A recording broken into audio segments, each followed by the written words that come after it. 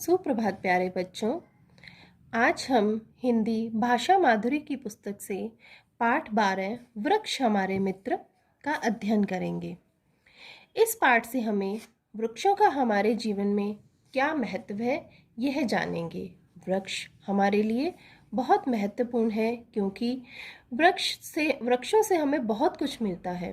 हमें जीवनदायिनी ऑक्सीजन प्राप्त होती है, फल फूल, ठंडी हवा, अन्य और बहुत से उत्पाद हैं जो हमें वृक्षों से मिलते हैं। तो आइए जानते हैं इस पाठ में वृक्षों से हमें क्या फायदे हैं।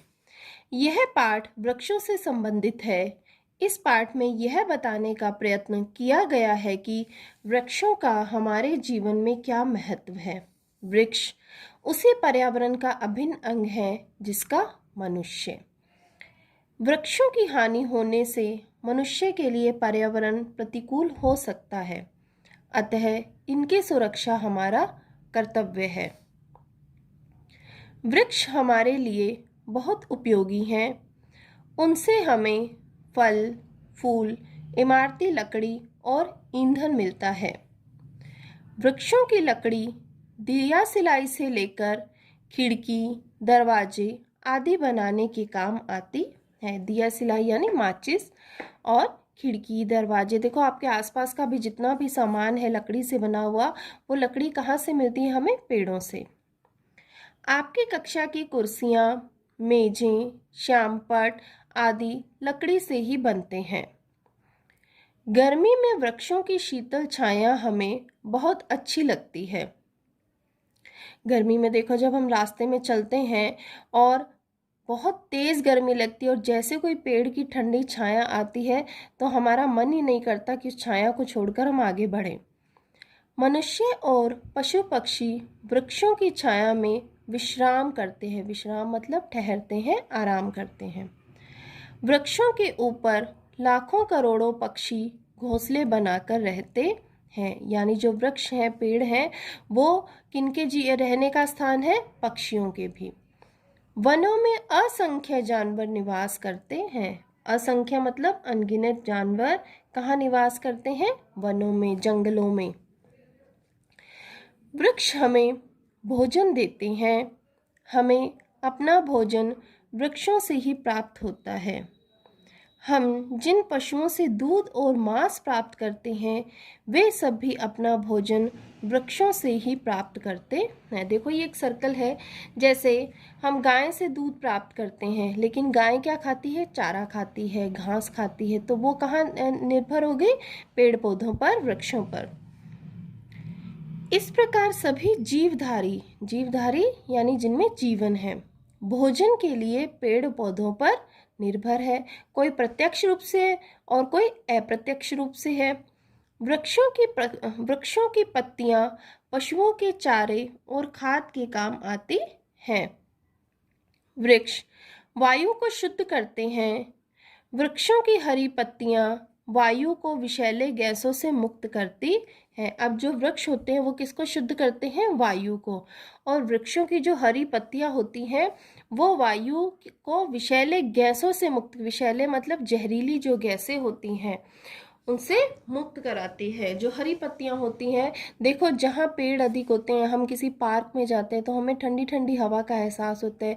वहाँ की जो वायु होती है वो बहुत शुद्ध लगती है। क्यों लगती है? पेड़ पौधों के कारण। पेड़ पौधे क्या करते हैं? विषैली गैसों को हटा करके और अच्छी जो ऑक्सीजन गैस है उसको छोड़ते हैं वो।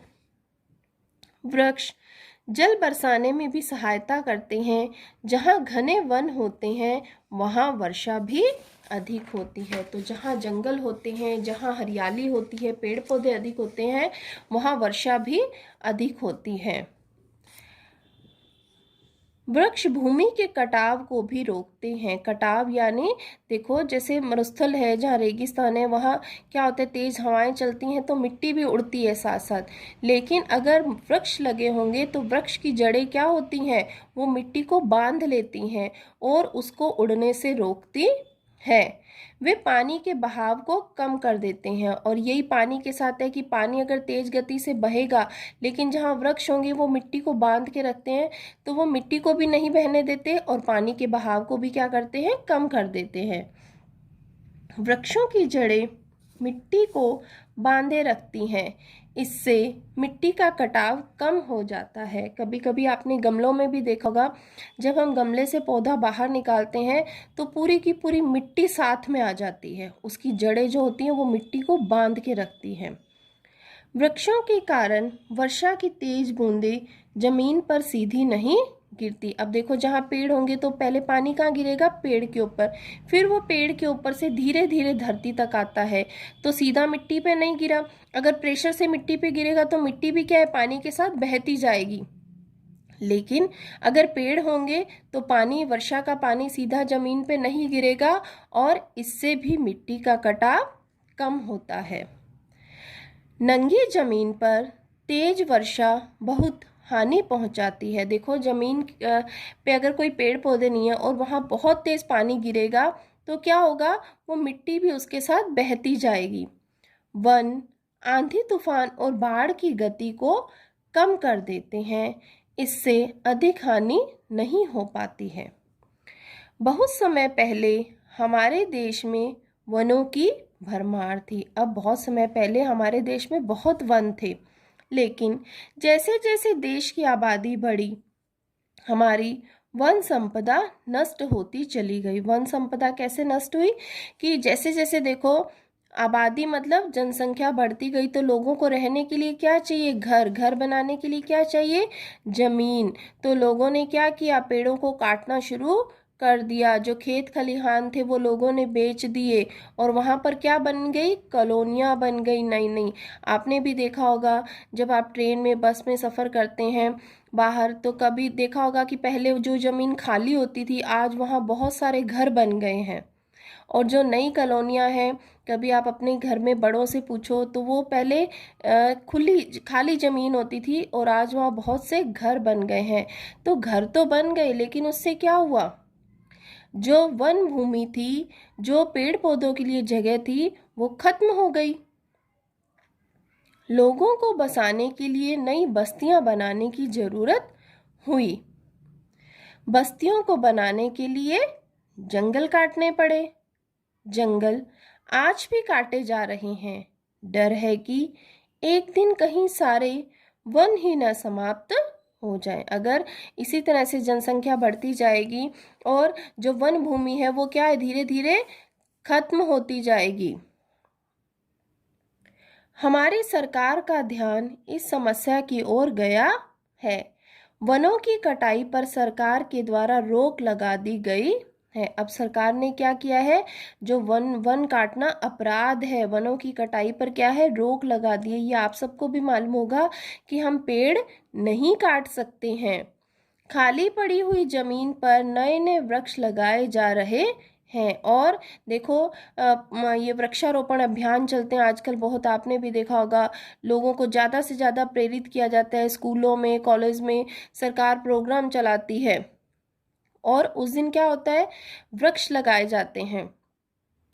खाली पड़ी हुई जमीन पर नए नए वृक्ष लगाए जा रहे हैं और यह बहुत जरूरी है। हमारे देश में वृक्ष लगाने का एक राष्ट्रीय कार्यक्रम चलाया गया है। इसे वन महोत्सव कहते हैं। इसे क्या कहते हैं, वन महोत्सव। इस कार्यक्रम के द्वारा वृक्ष लगाने के कार्य में सभी लोगों का सहयोग लिया जाता है। इस अवसर पर हर साल देश भर में लाखों पौधे लगाए जाते हैं। अब इस अवसर पर क्या होता है, देखो, वन महोत्सव जो है वो देश भर में लाखों पौधे लगाए जाते हैं। वन महोत्सव विद्यालयों में भी हर साल मनाया जाता है। यह बरसात के मौसम की शुरुआत में होता है। पौधे लगाने से पहले गड्ढे खोदकर तैयार कर लिए जाते हैं। क्या किया जाता है, गड्ढे खोद लिए जाते हैं और जैसे ही बारिश का मौसम होता है उसकी शुरुआत में ही नए पौधे लगा दिए जाते हैं। इसलिए कि वर्षा का जल जब उनको मिलता है तो वो उनकी जड़ें क्या है, मजबूत हो जाती हैं और वो लग जाते हैं। वर्षा होने पर उन गड्ढों में मिट्टी, खाद और कीटनाशक दवा भर देते हैं और फिर उनमें क्या लगाए जाते हैं, पौधे रोपे जाते हैं। और फिर वो जो गड्ढे किए हुए थे उनमें क्या लगा दिए जाते हैं, पौधे। और उससे पहले उनमें कीटनाशक यानी किसी भी प्रकार के जो कीड़े होते हैं जो पौधों को नुकसान पहुंचाते हैं उनको नष्ट करने वाली दवाएं भी डाल दी जाती हैं। पौधों को गड्ढे में सीधा लगाते हैं। इसके बाद पौधे के चारों ओर मिट्टी को अच्छी तरह दबा देते हैं। ये देखो, पहले पौधे को लगाया जाता है और फिर उसके साइड में मिट्टी को अच्छे से दबा दिया जाता है। फिर उसमें पानी डाल देते हैं। बच्चों, आपने भी पौधे लगाए होंगे तो आप इस प्रक्रिया को अच्छे से समझ रहे होंगे। पौधे लगा देने भर से हमारा कार्य पूर्ण नहीं हो जाता। देखो, बिल्कुल सही बात है, हमने एक पौधा लगा दिया तो क्या हमारा कार्य पूर्ण हो गया? नहीं, पौधा अपने आप थोड़ा ना लगेगा। हमें पौधे की क्या करनी पड़ती है? देखभाल, उसका ध्यान रखना पड़ता है, उसमें रोज पानी दिया जाता है। और जो सड़क किनारे पौधे होते हैं उनके चारों ओर आपने देखे होंगे, उनके चारों तरफ बाड़ लगाई जाती है, यानी उनकी सुरक्षा के लिए आपने देखे होंगे सड़क के किनारे जो पौधे होते हैं, अन्य जो जीव जंतु है वो उसको नुकसान ना पहुंचाएं। पौधे लगाने के बाद उनकी देखभाल भी जरूरी है। पौधों की सुरक्षा के लिए गड्ढों के चारों ओर बाड़ लगा देनी चाहिए। समय समय पर पौधों की घास निकालकर उनकी निराई गुड़ाई करते रहना चाहिए। निराई गुड़ाई करना यानी आसपास के जो उनके घास फूस जो उग आती है व्यर्थ में, ठीक है, उसको हटा देना चाहिए। हमारे जीवन में वृक्षों का महत्व है। उनके महत्व को देखते हुए देश की 1/3 भूमि पर वन होने चाहिए। धन्यवाद।